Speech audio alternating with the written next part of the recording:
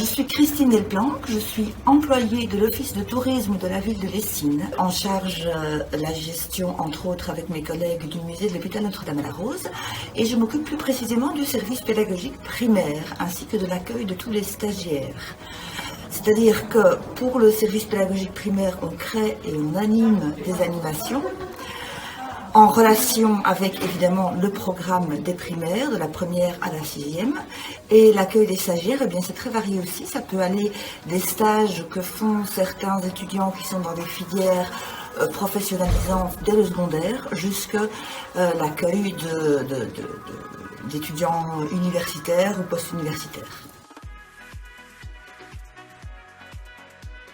C'est aussi une demande de la ville qu'on ait créé entre les différentes structures paracommunales de Lessines, c'est-à-dire la SBL Centre culturel René Magritte, la SBL Office de tourisme et la SBL Lessines Sport.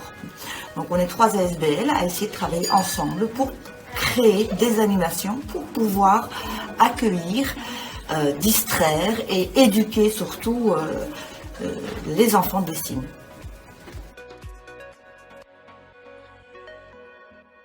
C'est toujours mon rêve aujourd'hui, c'est de l'équitation. Prochain stage, au mois de juillet, il y aura une séance d'hypothérapie. Je ne suis pas lessinoise de souche, mais j'y vis depuis 13 ans. Je travaille ici au musée depuis 18 ans et j'ai découvert une entité extraordinairement riche. À la base, je suis historienne médiéviste et Lessines est une ville qui a un passé médiéval et même bien plus ancien que ça, d'une richesse phénoménale. Et donc, j'en suis tombée amoureuse.